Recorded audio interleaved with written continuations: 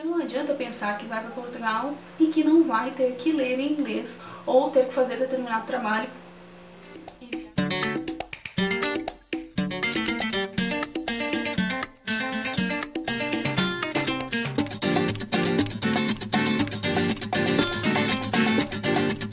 Olá pessoal, tudo bem?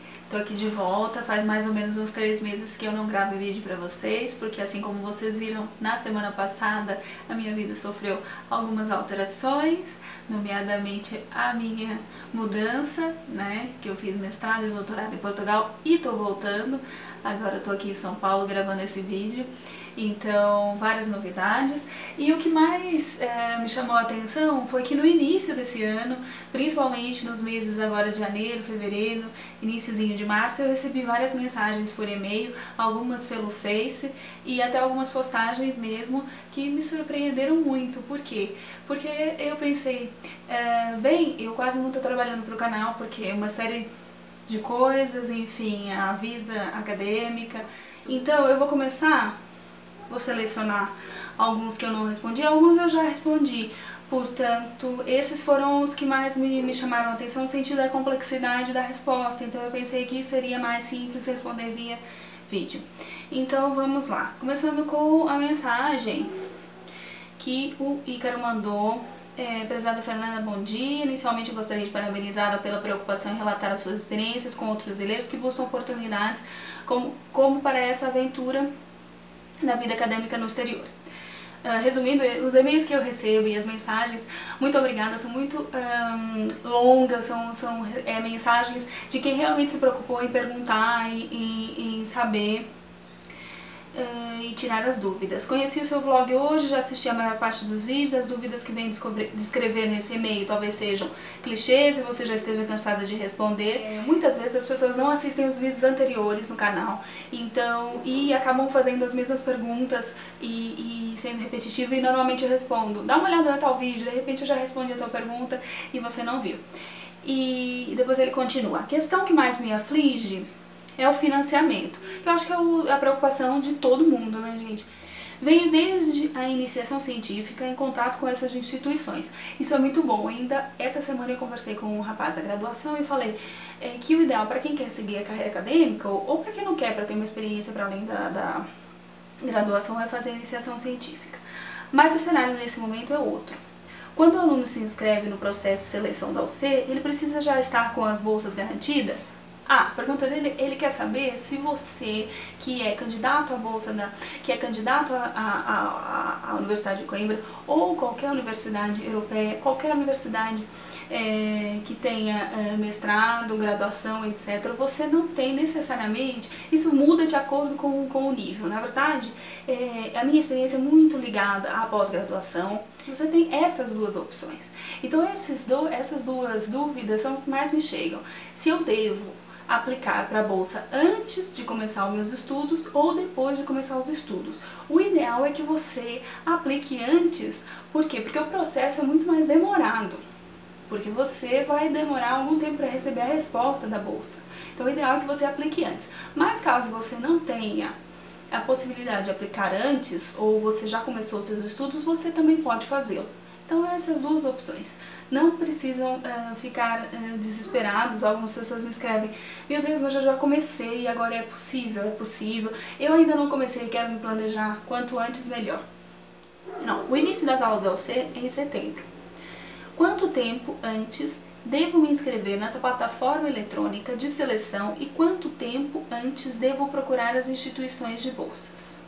Essa questão do planejamento é interessante. Por isso é que eu realmente acho interessante que as pessoas comecem a pensar no início do ano. E isso é muito bom, porque se o semestre letivo lá tivesse início já agora, fevereiro, março, vocês já estariam completamente atrasados. Mas como o semestre letivo, o ano letivo, começa só em setembro, logo após as férias de verão de agosto, então esses primeiros meses agora são os ideais para vocês se planejarem. Há mais ou menos 3 fases de candidatura da universidade já estão abertas para a graduação. Tem que se ver a pós-graduação, porque isso vai mudando de acordo com a faculdade, né? Desde a própria Universidade de Coimbra e dentro das outras instituições europeias. dar uma olhada no site, exatamente o período correto. E ver também dentro do site das instituições. É o que eu falo. Todos os anos as datas são alteradas, porque começam em determinado mês. O CNPq vai abrir em determinado mês, o Centro de Ciências Sem Fronteiras, para todas as áreas exceto humanas. A CAPES vai abrir em determinada altura. Então é preciso exatamente entrar sempre nos sites e verificar as datas para o ano seguinte, ou para o ano que você vai concorrer, enviar um e-mail para eles, eles respondem sempre. Às vezes pode demorar alguns dias, mas eles respondem sempre. É a mesma coisa em relação às instituições, não só a Universidade de Coimbra. A Universidade de Coimbra não é a única opção. Vocês têm uma série de opções dentro das instituições portuguesas e vocês podem escolher. Agora, uma questão que eu gostaria de pontuar em relação a estudar em Portugal é que várias pessoas escolhem estudar em Portugal pela questão da língua, por não ter a obrigatoriedade de dominar um segundo idioma. Só que quando você ingressa na pós-graduação, é suposto e eles pressupõem que você já tenha um segundo idioma, nesse caso o inglês, e um terceiro idioma, nesse caso o espanhol, e por vezes o francês, se você for mais da área de letras, porque os textos acadêmicos que são indicados como leitura obrigatória nas aulas deverão ser alguns, ou por vezes a maioria, numa segunda ou terceira língua. Portanto, vocês vão começar a acompanhar as aulas e talvez tenham alguma dificuldade em não conseguir, por exemplo, fazer um relatório sobre determinado texto que o professor vai pedir. Eu lembro nas minhas aulas, tanto de mestrado quanto de doutorado, que nós tínhamos que fazer as leituras acadêmicas e, portanto, você tem que ter um domínio de uma segunda língua, de uma terceira língua, porque não adianta pensar que vai para Portugal e que não vai ter que ler em inglês ou ter que fazer determinado trabalho, enviar um resumo, etc., em inglês.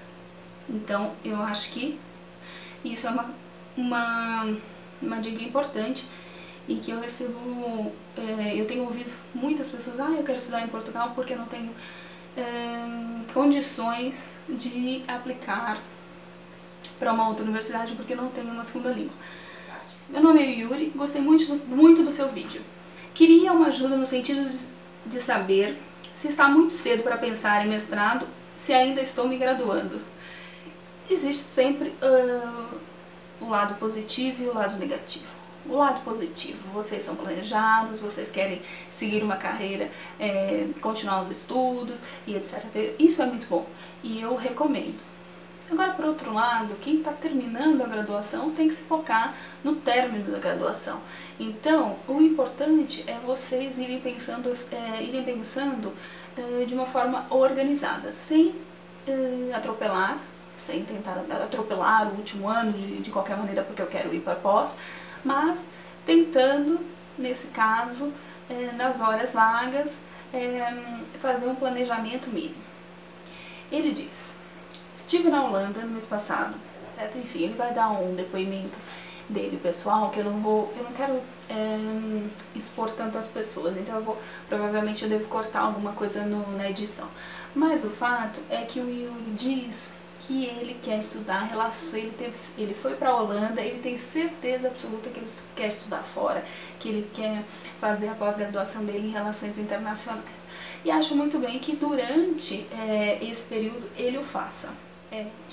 Bem, esses foram os 2 últimos e-mails que eu recebi, faltam apenas 2 para responder, então no próximo vídeo eu respondo para vocês. Tchau, tchau, até a próxima!